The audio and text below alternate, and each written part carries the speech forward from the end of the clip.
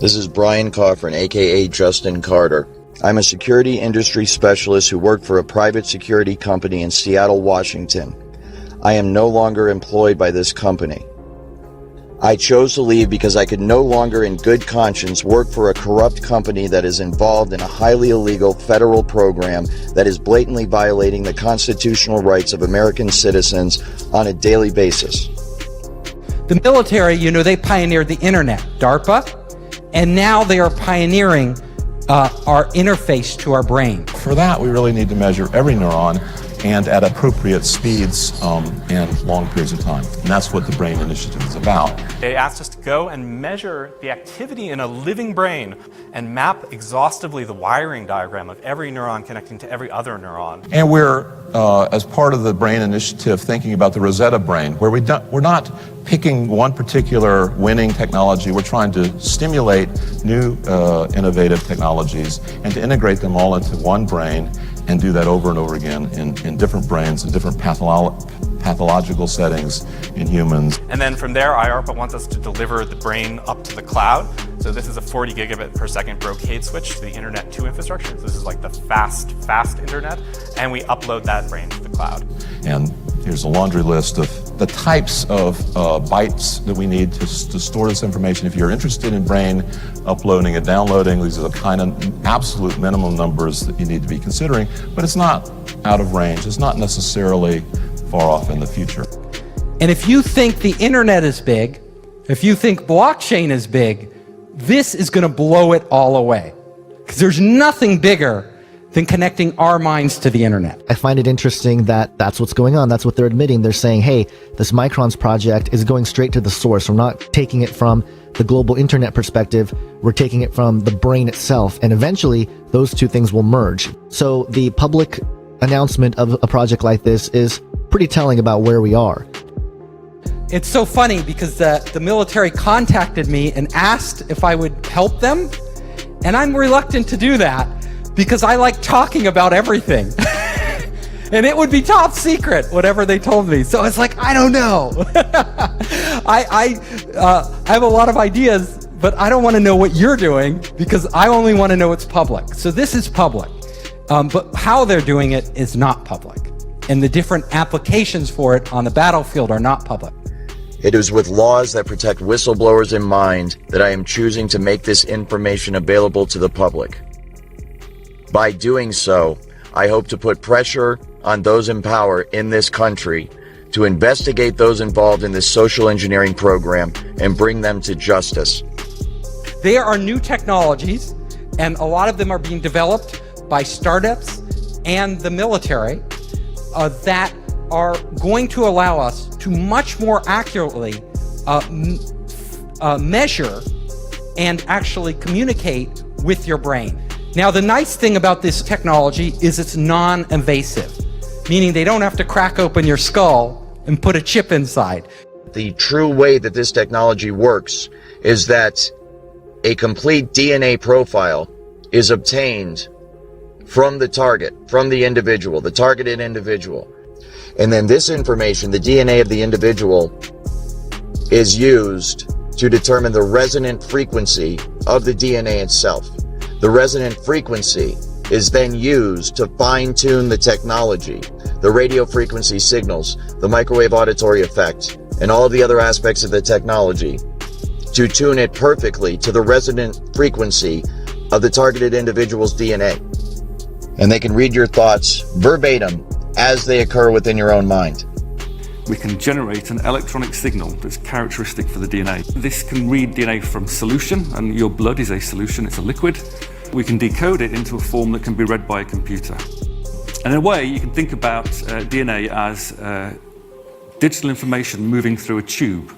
Now, if we can tap into that tube, like a network, and we can read that information, we can intercept what's happening in people, you can make them an extension of the internet.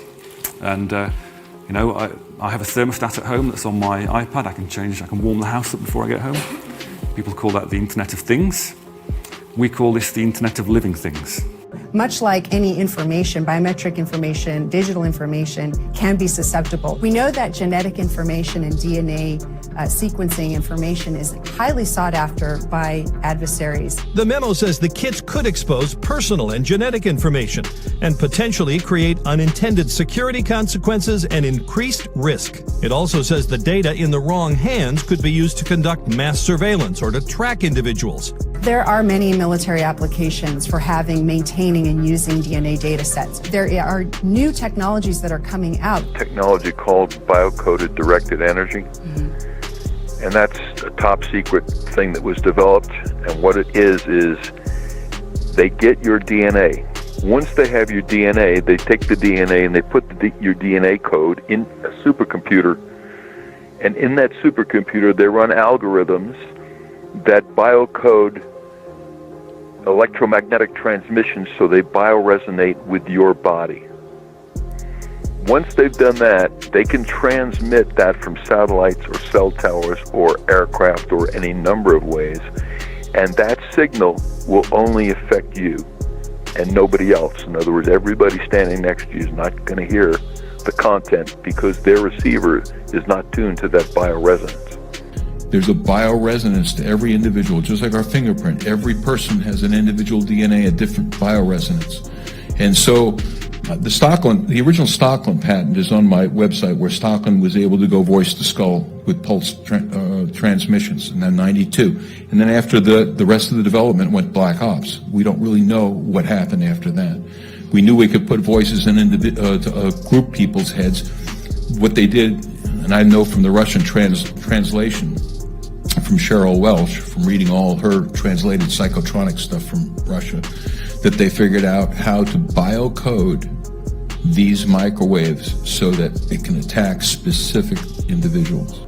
They basically analyze your DNA and they then use supercomputers to encode the signals. And you basically convert DNA information into ionic information into computer information. So that's going from DNA to ions, but for the brain, we're interested in the opposite, going from ions to DNA. We have the ion channels that are going through the spiking, or in some cases, the non-spiking behavior. It's influencing the fidelity of the DNA polymerase so that the time series of the calcium, say, turns into a spatial series of changes in the DNA sequence, which you can then read out or compute on. And not just for the RNAs and other molecular identifiers, but what the brain was thinking during activity. All of us speak to ourselves in our head. That's how it's strange that we have to communicate to ourselves by speaking, right? But we will just sit there talking to ourselves.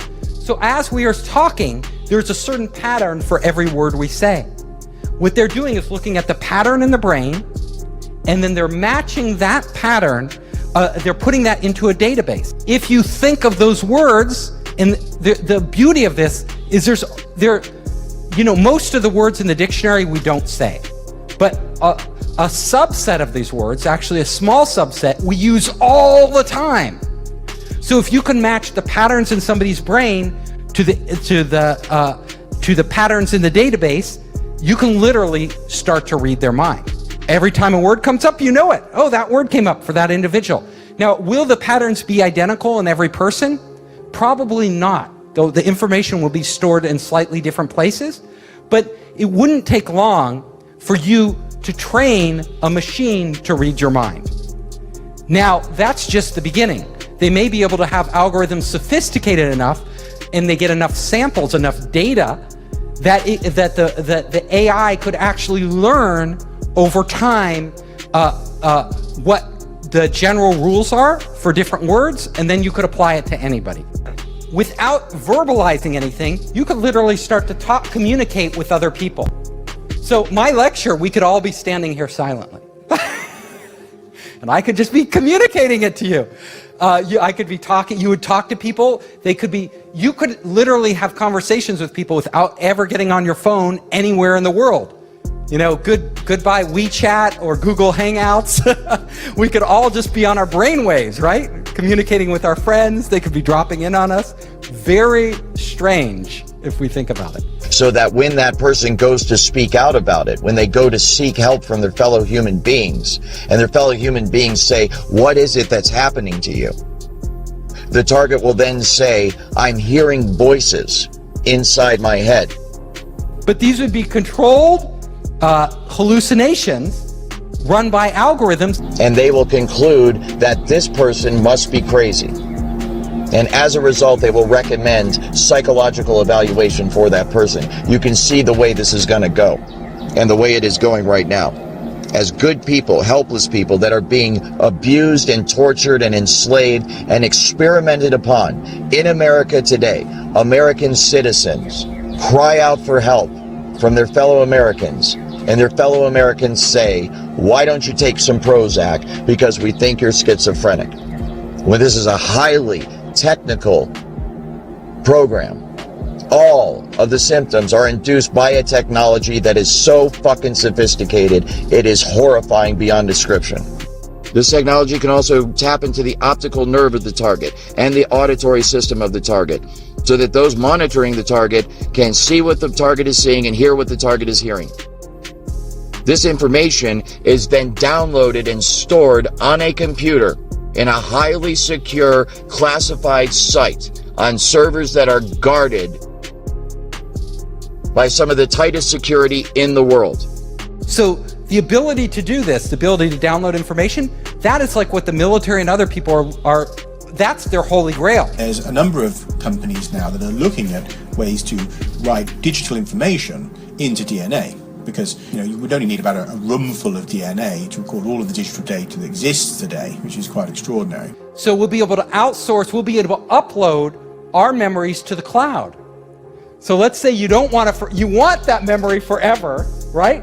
You're like, it's automatically probably being stored in the cloud for you without you thinking about it. Just like these automatic backups on your computer, everything, there's a copy and there's redundancy and there's like many versions. And so your experience, you could access it later. This results in the individual's entire day, everything they see, everything they hear, everything they experience, and everything they feel being recorded till the end of time. Within the brain, there are tiny structures called microtubules, right? If you think of these as straws, but they're straws through which flows light. And in fact, photons of light known as biophotons. And that each one of these is a package of information that flows around, these tiny structures in the brain. This light is carrying, of course, the memories. And we know DNA is also producing these biophotons of light. This is well studied and is well understood. So the interface between the brain and the DNA would therefore be these biophotons. Now this is where, if you can transfer knowledge and you can communicate, because your brain is wirelessly connected to the internet, there's no reason you couldn't extract memories, which are just data, out of one brain and put them in another brain. Now, what would it mean to share memories? All of a sudden, Elon Musk, you want to know what he's thinking? You could get his memories from yesterday and live his entire day.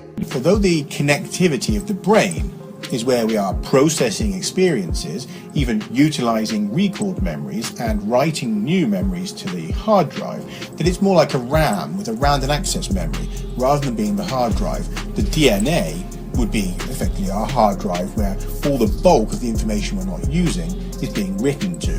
So it could be that in the future that we'll find a way to download people into DNA and move them across into other bodies. So this is an astonishing step forward in these kind of science fiction type ideas. When our brains are connected to the internet, our physical bodies become less important. Now, think about that.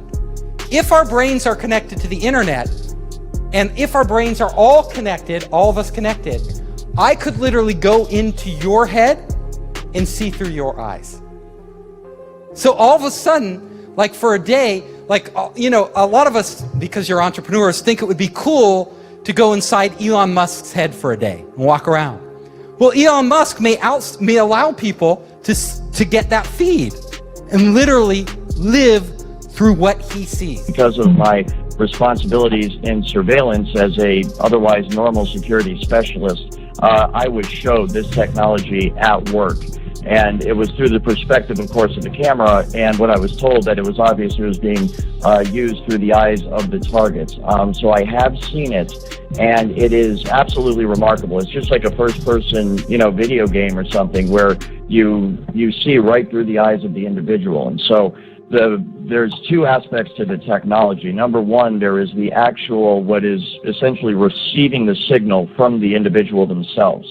And that signal, it goes on within the human mind. I'm not going to get into exactly how the entire human brain works, but basically those optical signals are interpreted by the brain, and then you perceive them as vision, you perceive them as pictures and so forth, but this is all electrical signals within the brain.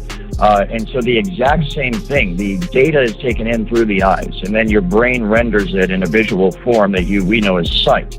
The exact same thing happens with the computer. The data is sent to the computer, then it is rendered in the form of a picture that people can look at. As far as I'm aware, it's real time. There may be a second or two delay, but it is as it is happening. They can actually see through the eyes of the target. It's done all remotely.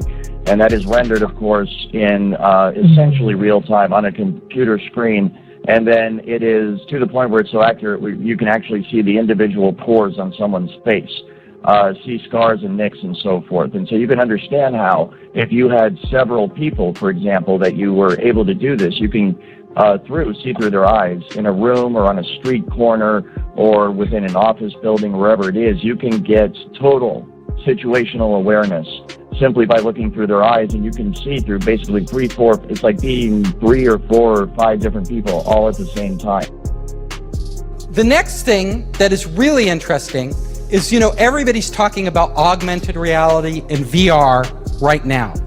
If you've taken any drugs like LSD, suddenly it becomes real, right? Our minds are actually doing AR or VR, right? Putting dragons in the room and creating like all this stuff. We're able to, the point is, we are able to do that with our brains as they exist right now. So there's no need for external hardware. Once we tap into the brain, our minds itself can actually create overlays of AR and VR. If we have algorithms that stimulate the right things and give it the right data, we could literally see a screen pop up. We call it hallucinating, right? But these would be controlled hallucinations run by algorithms that would give us everything AR would without any glasses, without any contact lenses.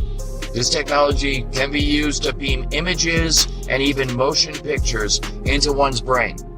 Images and motion pictures that are so realistic that you think you're actually watching a movie or seeing something in reality. It's like a virtual reality 3D rendering that takes place within the target's mind. But you can imagine us entering entirely living in the real world as we do now, and also living in this virtual world where they are combined right inside our minds. But as soon as we connect our brains to the internet, emotions are also data. We could start literally to feel somebody else's pain. Now we say, I feel your pain. We don't really feel their pain. But in the future, we may actually really feel their pain. Like if they're sad, all of a sudden we could tap in, to your wife or girlfriend or boyfriend, and you could be like, oh my God, I feel your pain. I feel your anxiety, This technology can also be used to manipulate the emotions of the target. It can induce fear, love, hate. It can cause you to be nervous. It can cause you to be confident. It can cause you to be depressed. It can cause you to be happy. It can cause you to feel any fucking emotion at any time by artificially inducing them. So, like any technology, there are great things we could do, and then there are very horrible things that could result from it that are unanticipated. Now, if somebody hacks into your cell phone or your bank account, they can steal your identity. But it's not your real identity. It's more like your money. And that's bad enough, right? That's pretty bad if you get hacked and they steal your, they do identity theft. But if they're connected, if your brain is connected directly to the internet, then it will be real identity theft. They could take you. They could literally erase you. They could reprogram you in a way without you even knowing it. So you think you're in control of your own will, but it's actually somebody else. It can literally stop your own thoughts from happening and replace them with other thoughts by sending thoughts to your head. And it's so sophisticated that you cannot tell where these thoughts are coming from. There's no way to discern that they're coming from somewhere other than your own mind. So you can imagine how bad this would be for people that don't even realize this technology exists. And they're having these thoughts, which they think are spontaneous, because being under the influence of this technology now, kind of having been on both sides of it, I am just amazed at the way it works. And I know that the thoughts that they beam into your head originate from the exact same place in your mind that your own natural thoughts originate from. So if I didn't know I was under the influence of this technology, then I would have no idea that anyone was influencing my thoughts at all. And that's exactly what it can be used for. It can be used to sway people in terms of their opinion, to make them go along with a certain agenda. It can be used to turn groups of people or individuals against each other for whatever purpose. And who do we trust with this technology? Well, apparently not Mark Zuckerberg. He didn't do that good a job at protecting our data. Do we trust a government? Do we trust Donald Trump? Who do we trust? Yeah, decentralized, a blockchain, right? You're gonna have to have technology that protects us. Technology which really doesn't exist today, and it has to be so foolproof, and we have to have so much faith in it that we're willing to open up our brains to that potential of being hacked. So my final slide here is that, our future could go two ways, right? We could literally create heaven on earth. So we are all one giant being and we are all working in unison and we are experiencing these amazing things. Or it could be hell, where there's some evil AI or evil people controlling everything we do, and we're more like zombies, where we don't even know it. Like we think we're free and we're not actually free. One of the things I'm concerned about is the technology as it's being researched and developed in Seattle utilizes emotion manipulation and behavior manipulation without the game stalking and without the voice to skull aspects. And so this use of the technology can be done very covertly to the point where the person it's being used against will not know that this technology is being used against them. And that is one of my main concerns and one of the reasons why I want to bring more light to this technology and to this issue, because this technology could potentially be being used against tens to hundreds of millions of Americans every day. I mentioned in some of my podcasts how there are field events where they will not direct this technology at an individual, but create a general field of frequency in a geographical area so that everybody that within that geographical area is feeling the effects of the technology. It's more of a general application of the technology instead of an individual specific application of the technology. But when you consider that use of it and the fact that it is used for emotion and thought and behavior modification, then we could potentially be looking at many, many millions of people across the country that are under the influence of the technology today, right now. It's going to be very hard to stop. It is going to be very hard to stop. Think about it. It's sort of a one-way path. I've never seen humanity roll back technology. What we can do is control it. So like with nuclear weapons, we've barely kept those in control, with other weapons, not so much, like chemical weapons, but we need to start talking about this now. There is a very real risk that you are going to become a full-blown 24/7 targeted individual. And this technology at that point, when it is nationwide, will be used by automated supercomputer software programming that will manipulate the emotions and the behavior and the thoughts of everybody in the United States of America. And it can all be done remotely. It's very much like the microchip kind of tracking the New World Order, this entire, control grid that's supposed to be rolled out against the American people someday. And I'm here to tell you that it's already here.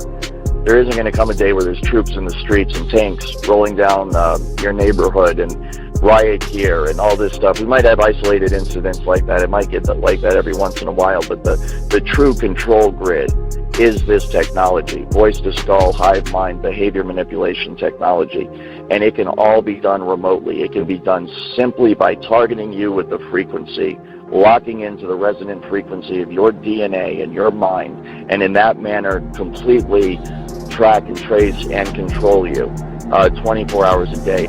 And it's highly, highly valuable for intelligence purposes and military purposes, corporate espionage purposes. And it is amazing the extent to which this technology works. It's so far advanced beyond what most people are aware of. It's truly mind-blowing. And I think that's a big part of educating people, is making them understand that, fortunately or unfortunately, this is possible and it is being done right now today.